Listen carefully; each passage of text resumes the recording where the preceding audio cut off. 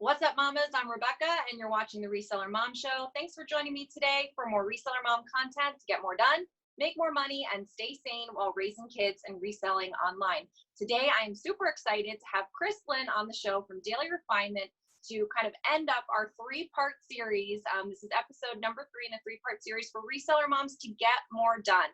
I've been sharing lots of tips, and Chris has been adding tons of stuff that's also helpful. We love watching Chris. So I'll link his channel down below as well, but you'd be living under a rock if you didn't know who he was. So thanks, Chris, for coming on my channel this time. This is awesome. I appreciate it. No worries. I'm glad to be here. I think this is a very useful series. It's just really hard to get stuff done as a parent. I have a lot more time when I look at the scheduling of what moms do and how early they wake up and their sleepless nights. And, there are also parents doing this as single parents. So it is Yeah. a challenge. So I think this is a very much needed series. What are we talking about today? So today we have 4 tips on how to get more done as a reselling mom.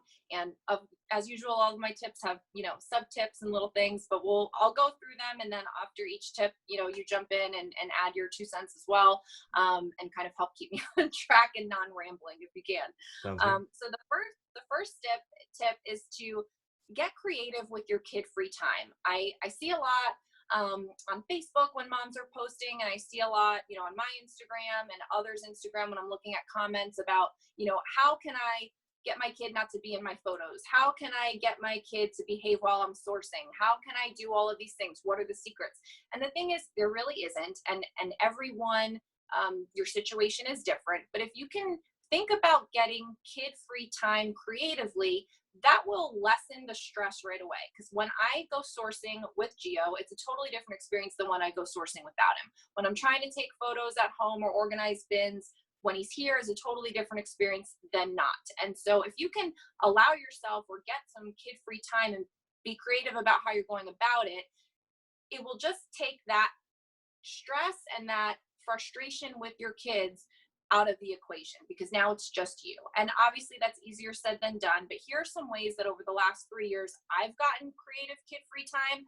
The first one is going to the YMCA and literally joining the YMCA specifically to use their little daycare center, and not really joining it on the purpose of working out. So I joined it because I stay home with my son and I wanted him to get used to being away from me. We did this when he was about 1 and 2 years old, where he was just always with me. And I didn't want him to be one of those kids that didn't know how to be away from the mom. So I put him in. We started with 15-minute increments and worked our way up. And literally all I did was go up to the gym. He was down in the daycare center, and I walked on the treadmill to say I was working out. Really, I didn't care that much. And I listed items, or I watched your YouTube videos, or I watched somebody else's YouTube videos.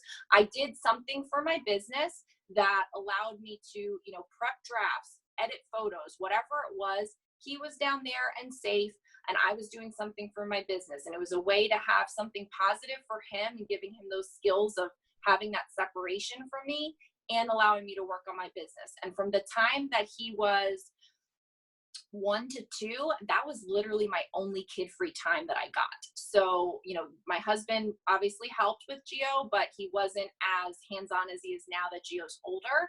And so that was my only kid-free time. The next tip as far as kid-free time is have a paid play date. We're always constantly, if you're a mom of 1 child, you want to have play dates so your kid can play with other kids. And I had a mom friend who mentioned that she was interested in making some extra money and she was going to start looking for like part-time work. And I said, hey, I don't want to insult you. It's totally fine if you're not cool with this, but I have some stuff I could do. What if you came over, you played with the kids, they got to have a play date, and I got to get some stuff done, and I'll pay you $10 an hour. And she was cool with that. She loved it. We don't do it anymore. Now we're just regular friends. Both of our kids are in little part-time program, but it was a way to, in a non-threatening way, get a little kid-free time and still let your kid get something out of it by having a play date, and your mom friend get something out of it. So obviously there's all kinds of things that would go into that, but it's something to think about. The other thing, if you've seen me on Instagram, I talk about sneaky listing. So whenever you get a minute, whether your kid is contained in a shopping cart, if your kid is contained in a car seat, if your kid is contained on a ride at Disney, wherever you are where your kid is contained and you can have a minute, list an item. It takes not that long if you have everything prepped in your phone and you're able to be creative in that moment, get something accomplished where it's not sacrificing quality time with your child. And sneaky listing, I can't tell you how many items I've listed in my car, because I would make it a habit of when we pulled into a parking spot and he's in a car seat, I list an item. Before we leave that place and I put him in the car seat, I would list an item. And that got me to 10 listings a day with a 1-year-old. The other thing is look for things in your area, and there's more of them over the summer, like story time at a local gardens, story time at Pottery Barn has one, IKEA has different things. Like there are stores that do kids programs, even the library for story time. I posted on Instagram that I was sharing my closet while Gio was sitting there at my feet listening to a story at story time on the library. So there's ways to get a few odds and ends of minutes where your child is not feeling like he's the second fiddle or she's the second fiddle to your reselling, because there's something for him or her going on, like a story time, like being put in the car seat, like playing on a play date with a friend. And so for me, those have built up over time to where I've been able to get a lot accomplished in my small amounts of mom time. So I know that was a long-winded one, but I had a lot of ideas on that one tip. And, comment what you think on it, Chris. But I do think that, wherever mom can creatively get some kid-free time, you just have to try your best and see what you can do with that. I like the paid playdate idea. I wonder how complicated it gets to get 2 or 3 sets of kids together, because I live in the Hard. I know I live in the Bay Area and there are so few kids here. So I Really? wonder what it's like to get um I know there's a huge difference between paid help and not paid help. So if you have a paid play date, you've invested that money. You want to make sure that you find somebody more quality. You find a like-minded other family that does the same thing. You can alternate. I like the idea of a budget. Maybe you give the other parents a budget to take them out to a certain thing so they get more exposure. It's not, you know, takes a village to raise a kid. That's what comes to mind. Right. And I want the kids to be more exposed. I feel like it's so hard right now because for some reason it's like not okay to just be a stay-at-home mom. So like there's just like societal pressure, like you can't just be a mom. You have to also have a side hustle. So I think that's kind of ridiculous because it's insane. You look at the time for both. So taking that ease off anyway with utilizing a company or a paid play date, that's phenomenal. I love here there are a lot of art, there's a lot of museums here, and I can see Mm, that. I see kids that are playing with other kids and their mom is doing something. She's got a clipboard out, she's doing things, an agenda, she's getting all this stuff done, but yeah. it's I also, mean, you don't feel as guilty. yeah, I was when I do that, I'm pretty sure people think I'm just farting around on Facebook and like, why isn't this mom like enjoying time with her kid? I'm like, listen, he's watching a story. I'm trying to make money. Like, this is what we're doing. This is what works for us, and I don't worry about people judging me. But yeah, I mean, you definitely see a lot of moms trying to, be on their phone and not watching their kids. Obviously, you still need to be involved, but and I wouldn't do it at like a park or like where I would really need to have eyes on him. It's only when I feel like he's in a kind of contained area. And again, he's little. So people with bigger kids, they don't have to worry about that. I'm ready for the next step. If you're ready. Let's do it. Um, the other thing is hiring. So the second tip is hiring business help. And so I kind of put these separate, like hiring business help. And then the third tip is hiring personal help. So I do both. So I have 2 virtual assistants. I have a local assistant, a woman that takes photography, pictures for me. I just hired an intern, and I couldn't do my business without all of these people because I choose to have my main job be my son. And so I could try to fit all of this in and sacrifice the time with him. But for right now, he's 3, for us, I'll have the time when he's in kindergarten plus to do it. And then I'll probably have less people helping me. It's an exchange of time or money. But put the thought into hiring someone to help you for your business. For everyone, it's going to be something different. There's lots of videos. I've done a video series on how to, hire a VA. I've done a video on how to hire a photographer. I know you've done stuff with that. You talk about your people. Like, it looks different for everyone. So you would need to put a lot of thought into what makes sense for you, what you can give up control of, but I think the easiest thing is to hire someone to share your closet. That can be a local physical person here that a little teenager, another mom, it could be a virtual assistant, whatever, but that is a way to free up 30 minutes, an hour, depending on how big your closet is, of time that you can get your feet wet in having work being done while you're having quality time with your kid. And for me, I have a virtual assistant share my closet every morning at 7 a.m. Eastern, and I'm getting Gio ready for school.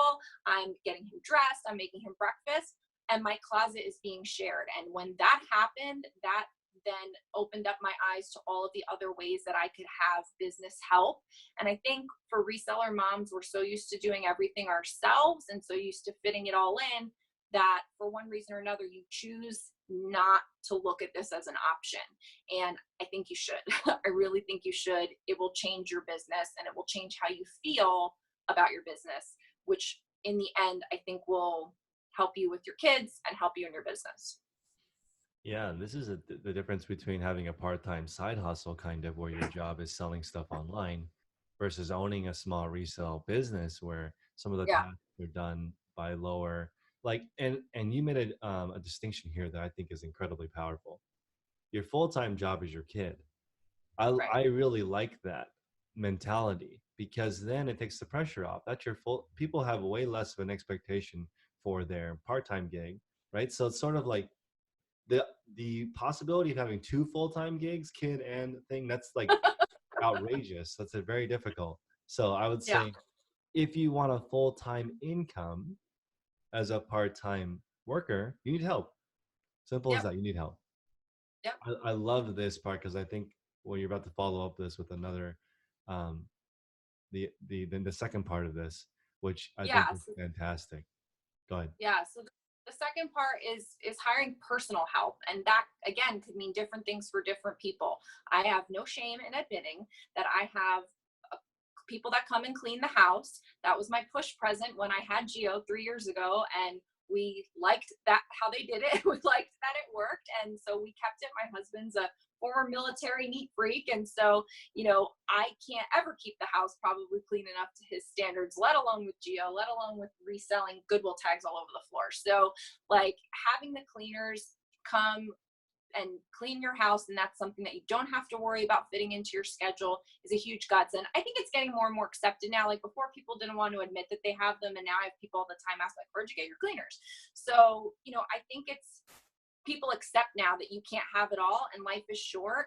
And if you don't enjoy cleaning or you don't do a good job at it, hire a professional. Like bite the bullet and do it. I just advised my husband to hire a lawn service. I'm like, do you want to spend your time with Gio when he's 3, or do you want to go sweat your balls off outside in the Orlando heat mowing the lawn for 2 hours? Like come inside and let's play. Like hire someone. If you want to get rid of it later when your kids are older and they don't care because they're too busy playing like Xbox or something, then get rid of them later. But hire help when you want to have that quality time, or you want to have quality time with your business. So cleaners, I have cleaners.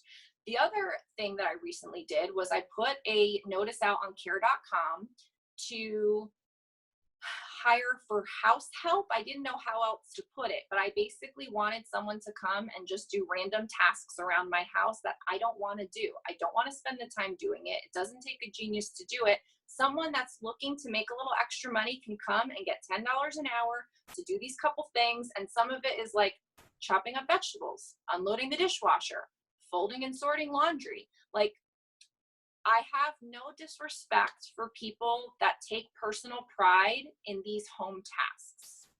I am not one of those people. It I feel like I'm slowly dying when I do them. Like I was never meant to be a 1950s housewife. I was never meant to be a domestic person. The fact that I'm a stay-at-home mom boggles my mind sometimes because those are not things that bring me joy. I just go through the motions. Other people take pride in how they fold things and that they're doing it for their family and all of that. And I get and respect that. But for me, it's just a task that needs to get done. And I'm fine to have someone come for 2 hours a week to do these tasks so that I can be either working on my business or spending time with Gio. Those are my priorities. Right? And I guess sometimes spend time with my husband, but that's whatever. So again, get creative and think about, can you go on Facebook and see if there's someone, a local mom, a local college student that wants to help you with these things, someone that you can trust coming into your home. I do it when Gio's not here, when Gio's at school. So that way I don't feel like there's a stranger in the house when he's home. So be safe about it. But I use care.com and I thought that was great. And I need to like be an affiliate for them or something because I was singing the praises. It worked out really well. And so I don't know if you've ever done something like that where you've had someone like help you personally. I know you have your business helpers, but This is like the coolest tip ever. This is our best episode for sure. If you guys are watching this, like and subscribe because it is amazing. Also comment if you're finding this super useful. But this is such a touchy subject because people talk about your kid is your number one priority, right? Okay, but I've right. had this message come in, which is, Chris, I want to be a part-time mom. Okay, which is not, that's not, like, you can't even say that publicly as a woman because Yeah. you might get stoned to death. Like Yeah. the part-time mom. So in my resale business, once I hit $3,000 a month, I'm going to get a maid once every 2 weeks to come in and do stuff for me. At $5,000 a month, I'm going to be hiring out 100% of our laundry. Okay, then at $7,000 a month, we're going to do a personal chef's going to come in twice a week to make 10 meals. Then That's what I need. I've seen this structured 10,000. We're getting complete lawn and garden care done. So then my day is going to be reselling, kid time, husband time. That's it. There's no Yeah. doing stuff time. It's not a nanny, but it's like in between that. And Well, I and that's the thought that thing. was crazy. Great. Yeah, people have no trouble going back to work. And I was one of those people. I wasn't going to be a stay-at-home mom. I was going to go back to work. And we just had a few snafus with childcare and it ended up where I just stayed home. But like, that was never the plan. But people have no problem with you put your kid in daycare so you can go back to work. Like that's fine. But when they say, I want to go and play with my kid and I want someone to clean my toilet, that's like, weird sometimes. Or for me, I don't find cooking relaxing. I don't find it joyful. I don't cook with love. I cook with frustration and anxiety. And I don't want that in my food. So if I keep telling my husband, like, someday I'm going to hire a kitchen manager. Like, I want someone to just handle all things kitchen. That would be my $10,000 a month thing. Kitchen manager. Be awesome. No, but I thought it was interesting because who says that? Who says I want to be a part-time mom? That's like kind of it's kind of touchy. Yeah. What if your kid quotes you? Oh, I just have a part-time mom. You have a full-time mom, but I have a part-time mom. It's funny how it Yeah. can be. But it's And just the mom part that you like. The rest yeah. of it you don't necessarily want to do, potentially. Yeah. No, I agree. I mean, yeah, it's all the house things that I'm like, that's not, for me, but having the time with you. And again, I think as he gets older, my perspective will change because people with older kids are in a different boat than people with toddlers, or babies because, they're too busy doing their own life when they're older. They want to hang out with their friends, they want to play video games or whatever. And so it's less involvement of you. I've not gotten to that point yet. So, it's a little different, but there's different kinds of reseller moms. We're all in different boats. There's the baby reseller moms, the toddler reseller moms, and like the school age reseller moms. So someday I'll graduate. Yeah, and they're already out of the house reseller mom. So I mean, there's Right, so many right, different. Awesome. right. All right, so let's do the fourth. And the fourth is something that I've recently really been trying to work on, and it's shorten your work windows. And I'm a big Gary Vee watcher, fan, supporter, and he talks about hustle and work. But then when people ask him, he always says, "Listen, it's about when you work and when you're awake and what you do at that time. Not that you need to get 2 hours of sleep a night or whatever." And I was a person that was getting up at 4 a.m. to work on my business from 4 to 7, and I worked during nap time. I didn't take a nap when the baby napped, and I've been working all the time. And I'm exhausted, I'm tired, I don't want to do it all the time. Like, I don't mind doing it. I would prefer that I get my business things done before the day starts so that I feel good about my day. But lately I've been saying, like, listen, I'm never going to lose weight if I don't get my hormones right. You need to sleep to get your hormones. There's all kinds of like Mm, general life balance things that you may be thinking about that have to do with a lack of sleep. And as reseller moms, or just man, as a mom, I think sleep is the first thing to go. I So can't for me even. now, I'm starting to get up more most days at 5 a.m. And that meant I lose an hour. And I'm like, how am I going to do this? But you know what? I shortened my work window and I figured it out. There were clearly tasks I was doing that I didn't need to be doing. Or if they're really that important, I'm going to figure out how to get it done later in the day by hook or crook. So for me, just by saying I'm now getting up at 5, and I've done it for 2 weeks now, I went back from 4 to 4:30 a.m. and now I'm at 5 a.m. We'll see how it goes if I can shorten it from there.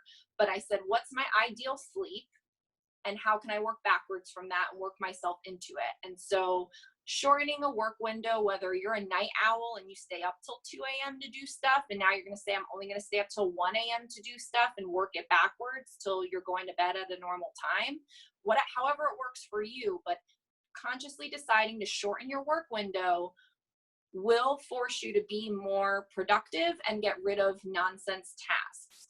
At the same time, if you find out that today is a day where I literally can't shorten my work window, then don't. Like, it's, you get to choose. And I think we get in these patterns where I'm like, I work from 4 a.m. to 7 a.m. until I said that I don't, or until I say that I won't. So if you can identify these times where you can shorten it up, that forces you to be more productive and get rid of nonsense tasks, I think it will ebb and flow, and you'll find a good flow for yourself to where maybe 2 weeks on, 2 weeks off, or maybe in June it's crazy and so you're going to get up early in June, but in July you're not. Like, whatever it is, don't forget you're in charge of your schedule. It's your I choice. I'm gonna have to rewatch this episode because that is amazing. This sleep Spitting thing, diamonds over here. this sleep thing is incredible because who would have thought? Like, I've been getting unsolicited marriage advice nonstop because I'm about to get married. And one of the tips that keeps recurring is usually if you're mad at the other person, it's because you're tired or hungry most of the Could be. time, right? So Could if be. you want to have a successful marriage, maybe get some help so your wife can get some sleep. There you But go. that seems like a no-brainer. If you were to take a normal person and cut their sleep in half, they're going to be less pleasant. Yeah. And then there's it's even more extreme in some cases. Sometimes you don't get any sleep. So I see Yeah. it. Well, and like for my, again, Gio's 3, so he's well into sleeping through. It's been years now. He's been sleeping through the night. In that very beginning time frame, I don't know if it was the trauma of having just given birth, which I'm not like a medical hospital person. Like, all of that scares the bejesus out of me. So that was traumatic. Then you have this baby thing here, and now that's traumatic, and you're not getting any sleep, and like weird things are happening. Like, the whole thing was so traumatic. Like, I don't remember the first 6 months of his life. I literally don't. And so, then you get into the point where the kid is sleeping. And so if you're a stay-at-home mom, or you're going back to work and you're a mom and you're also a reseller, whatever your situation is, what having no sleep is like. And people think I'm crazy to choose not to have that much sleep so that I can work on my business. Like, my husband thinks I'm a lunatic. He's like, don't be mad at me because you didn't get any sleep. You chose to do that. I'm like, but you can make Mm, choices, but you can also unchoose too. And I think that's that's something incredible. that I just recently realized, like, I could unchoose this. Like, I could choose not to do this. So Wow. I don't know. Maybe that's just weird me. That's this has been a great episode. I think it's just so much habits and mindset and organization of time and Yeah. compartmentalizing. literally you're doing a business and your kid is a business too. Yeah. That's mom inc. That's raising your Yeah. kid. That's the most important. That's the most clearly the most important thing. But then there are things involved with it that maybe you can outsource. I mean, there are CEO moms that people don't look down upon because they don't miss certain things with their kid. Right. Apparently, Right. it's completely unacceptable to miss like recitals and like you shouldn't miss all of those. Those are key because there's only so many. But I Right. can see how much pressure there is. Yeah. No, I agree. And the thing is too, I've been operating under this assumption that until Gio's like 4 or 5, and he's 3.5 right now, he's not really going to remember any of this. And so that's given me kind of like a get out of jail free card for anything that happens. I mean, granted, I still have to like keep him alive and whatever, but like he's not going to remember that mom said, wait a minute, because I was taking a photo. He's not going to remember. Maybe he will remember like farting around while I have the lights set up in here and all of this stuff, but like he's not going to remember this time. What he is going to remember is when he's 5 and beyond and how I handle it. And if I don't have my business buttoned up by the time he goes to kindergarten, then it's going to really affect our relationship. But if I can use these early years, not only put in the time with him, we do our letters, we do our, we do all that stuff. But when it's business stuff, he's not going to know, but he is going to remember later. And so I feel like the more that I can front load in these early years where he's not really paying that much attention, doesn't know what it means when mom's, sourcing or whatever, to him not being able to go play at a friend's house because I've got to drag him to Goodwill when he's 6, like that's a different life. And so that's my philosophy right now is we're almost there. We're almost at the point where he can remember. But like for right now, I don't think he can remember. Can get away with a little bit more so that when he's older and that time means more and we can have more quality experiences, I'll have the flexibility to do that because I'm front loading my time now. So, I mean, that's been my personal thought on it. I don't know. For you, it'll be different when you get there, you have your little daily refiners. This is so powerful to me because we have, in theory, the highest quality time is one-on-one. Yeah. You're with somebody one-on-one, no distractions, no cell phone, pure attention, right? And that is the highest quality time, and it gets lower like if you are at an event and your kid is doing something and you're just watching and they're participating with somebody else, or a play date and you're not one-on-one. It's different, right? Right. The lowest quality would be like you're not there at all. That's Yeah. like no quality. So there's a balance between like how do you mix these all up. And so now as I'm looking at this, let's say there's like 70 hours a week that you can do stuff. The rest of the time you're sleeping or relaxing. So 70 hours. I would consider a side hustle something that's like 10 hours a week. A part-time job's like 20 hours a week, and then a full-time job is like 40 hours a week. Now you can Yeah. see people breaking this down like 40 hours as a mom, 20 hours as a reseller, 10 hours my side hustle is my husband or significant other. I only have so many True. hours left, so 10 Yeah. hours for them, 20 for my business or my kid, and 40 hours for my business or my. Right. And there's only so many ways to rearrange that. It's gonna, and you'll see what happens is you can't let these, in my opinion, go lower than 10 hours. Yeah. Because if what happens is if you ignore your husband for a year while you're building this, because this has happened. Or I 3. have a I have a gentleman that said he didn't talk to his significant other for an entire year while Yeah. building this business. And I'm like, dude, that sounds like irreversible damage. You can't not Right. talk to for a whole year. How is she still there? So, Right. um, and this goes back to like, don't let any of these fall too low because repairing, like if your kid starts to hate you, that's hard to repair. Or Right. if your husband starts to resent you, or if your resale business, if you're not listing, then you're in trouble. Right. So, yeah, this is I'm enlightened. I'm glad I should do a lot more collaborations with you because I'm enlightened. I'm enlightened.